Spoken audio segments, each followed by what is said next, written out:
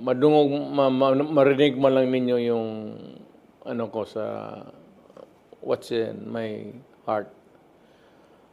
Ang ano ko lang is Sumantro naman ang mensahe ni Vice President Sara Duterte ngayong Pasko sa pagpapatawad at pakikipagkapwa-tao. Ayon sa pangalawang Pangulo, ang kapanganakan ni Jesus ay isang mensahe ng kapatawaran na sama sa ilalim sa walang kapantay na pag-ibig ng Diyos sa lahat. Hinimok po ni Duterte ang mga Pilipino na gawin siyang halimbawa bilang inspirasyon sa pakikipagkapwa, lalo na sa pamilya at mga minamahal sa buhay. Higit sa mga material na bagay na ating matatanggap ngayong Pasko, tayo ay inaanyayahang magbigay ng pag-unawa, respeto at pagmamahal sa bawat isa. Ito ang tunay na diwa ng panahon na ito. Assalamualaikum warahmatullahi wabarakatuh. Madayaw ug maayong adlaw kaninyong tanan. Magandang araw sa inyong lahat. Aking ipinapaabot ang aking taus-pusong pagbati sa bawat Pilipino ngayong Pasko.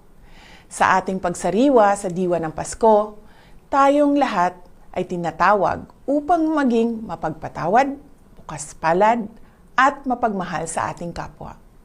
Ang kapanganakan ni Jesus ay isang mensahe ng kapatawaran na sumasailalim sa walang kapantay na pag-ibig ng Diyos sa lahat. Gamitin natin ang kanyang halimbawa bilang inspirasyon sa ating pakikipagkapwa, lalo't higit sa ating pamilya at mga minamahal sa buhay. Higit sa mga material na bagay na ating matatanggap ngayong Pasko, tayo ay inaanyayahang magbigay ng pag-unawa, respeto at pagmamahal sa bawat isa, lalo na sa mga mahihirap at may karamdaman. Ito ang tunay na diwa ng panahong ito, at ito ay isang paalala sa ating lahat, hindi lamang ngayong buwan ng Disyembre, kundi sa lahat ng araw. Muli, ipinapaabot ko ang aking mainit na pagbati sa bawat Pilipino saan mang panig ng mundo. Malipayong Pasko ug mabungahong bagong tuig kaninyong tanan.